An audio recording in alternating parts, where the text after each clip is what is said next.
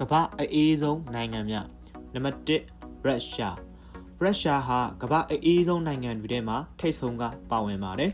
ရုရှားနိုင်ငံရဲ့နယ်မြေအတော်များများဟာတစ်နှစ်ကို9လလောက်အထိနှင်းတွေဖုံးလွှမ်းနေတတ်ပြီးတော့ပြင်းထန်တဲ့အာတိတ်လေအေးဒဏ်ကိုဓာတ်ရိုက်ခံစားရပါတယ်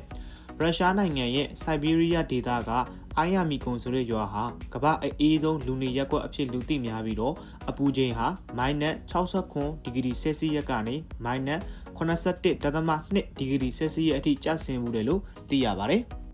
နံပါတ်2ဂရင်းလန်းဟာနိုင်ငံတစ်ခုထက်စာရင်ကမ္ဘာအကြီးဆုံးကျွန်းကြီးဖြစ်ပြီးတော့နိုင်ငံဧရိယာရဲ့80%ကျော်ဟာရေခဲပြင်တွေနဲ့ဖုံးလွှမ်းနေပါတယ်ဂရင်းလန်းရဲ့နွေရာသီမှာတော့အပူချိန်ဟာ3ဒီဂရီဆဲလ်စီယပ်ကိုကျော်ဖို့ခဲရင်ပြီးတော့အတွင်းပိုင်းရေခဲပြင်ဒေသတွေမှာဆိုရင်-60ဒီဂရီဆဲလ်စီယပ်အထိအေးပါတယ်။နေအောင်ကြည့်မရတဲ့လပေါင်းများစွာရှိတက်ပြီးတော့တစ်နှစ်ပတ်လုံးအမြဲအေးခဲနေတတ်တာကြောင့်အနည်းဆုံးအပူချိန်က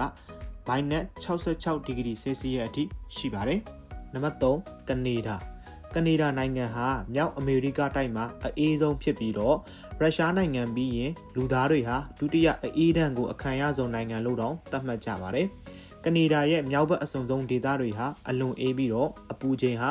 -40ဒီဂရီဆဲလ်စီယပ်အထိပုံမှန်ရှိတတ်ပြီးတော့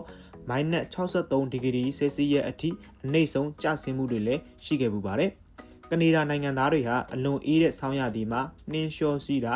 ရေခဲပြင်ဟော်ကီကစားတာစတဲ့အေးဒဏ်နဲ့ရင်ပါတဲ့လူနေမှုပုံစံတွေလည်းရှိကြပါတယ်။နံပါတ်4ဖင်လန်နိုင်ငံဟာကမ္ဘာမြောက်ဘက်အကျဆုံးနိုင်ငံတွေထဲမှာပါဝင်တာကြောင့်ဆောင်းရာသီမှာအလွန်အေးလာပါတယ်။ဆောင်းရာသီမှာတနိုင်ငံလုံးနီးပါးနှင်းတွေနဲ့ဖုံးလွှမ်းနေတတ်ပြီးတော့အပူချိန်ဟာ-20ဒီဂရီဆဲလ်စီယပ်ကနေ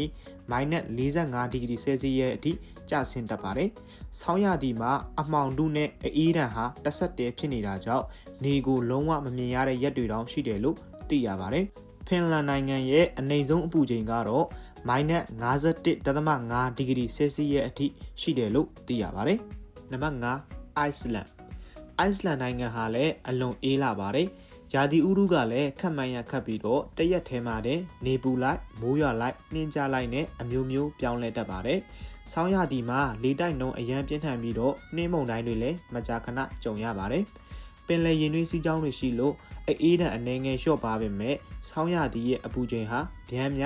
-10ဒီဂရီဆဲလ်စီယပ်အထိရှိတတ်ပြီးတော့အနည်းဆုံးအပူချိန်က-38ဒီဂရီဆဲလ်စီယပ်အထိရှိပါတယ်။ဒီနေ့ကျွန်တော်တင်ဆက်ပေးခဲ့တဲ့နိုင်ငံတွေကတော့ကမ္ဘာအေးဆုံး9နိုင်ငံပဲဖြစ်ပါတယ်။ကြည့်ရှုပေးလို့ကျေးဇူးတင်ပါတယ်။